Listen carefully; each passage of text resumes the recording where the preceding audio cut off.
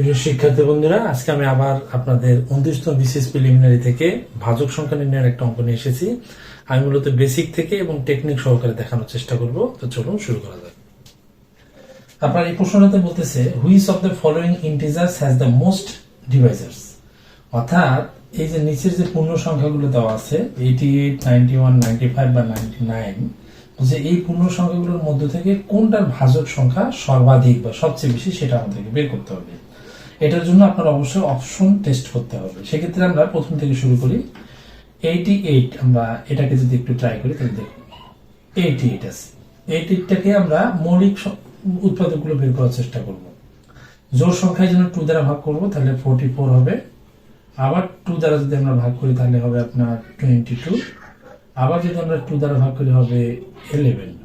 বন্ধুরা দেখুন, এটা যেহেতু মৌলিক সংখ্যা আর কোনো উৎপাদক নাই, তো এখানে আমাদের মূল টেকনিকটা আমরা পাবো। এই যে আমরা এখানে 2 দেখতেছি, এখানে 2 কয়টা আছে? 2 আছে 3টা। 3 এর সাথে আমাদের অতিরিক্ত একটা উৎপাদক হিসেবে নিতে হবে। হ্যাঁ, নিয়ে তাহলে এটা কত হবে? 4টা হচ্ছে।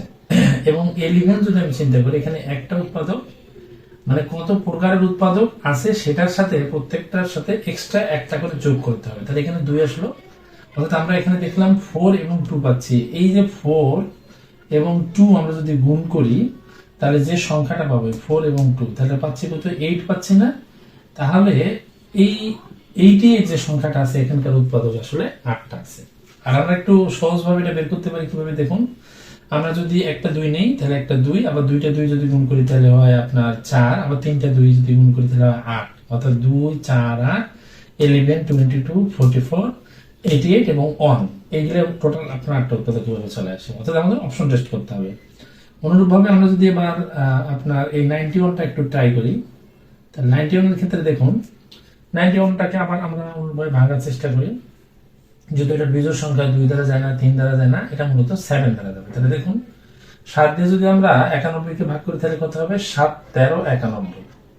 এখন বন্ধুরা খেয়াল করুন, 7 একটা আছে, তাহলে আমাদেরকে 2 নিতে হবে, মানে 2টা উৎপাদক হিসেবে ধরতে হবে। এখানে 13 একটা আছে, একটার সাথে এক যোগ করলে 2, অর্থাৎ 2 আর 2 গুণ করলে যেটা পাবো তত সংখ্যক উৎপাদক আসলে এখানে আছে। অর্থাৎ এই যে 2 আর 2 গুণ করলে কত? 2 দুগুণে 4 না? তাহলে বুঝতে হবে যে 91 এর মধ্যে 4টা উৎপাদক আছে, এবং সেটা আমরা সহজে বের করতে পারি। 7, 13, 91 এবং 1, টোটাল এভাবে 4টা উৎপাদক আছে।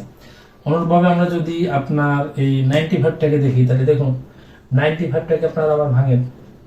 বিজোড় সংখ্যা শেষে 5 থাকলে 5 দ্বারা ভাগ হয়। তাহলে আমরা একটু 5 দ্বারা দিই।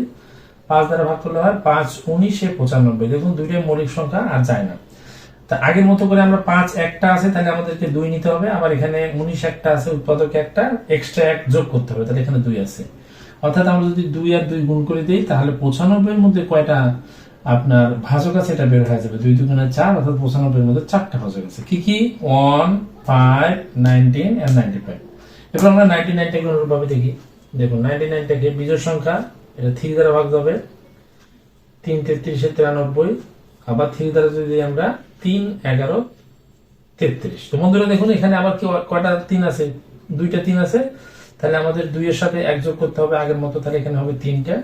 এবং 11 যেহেতু একটা আছে, এখানে 2টা নিতে হবে। তাহলে আমাদের জিনিসটা কি পাচ্ছি? 3 আর 2 গুণ করবো আমরা।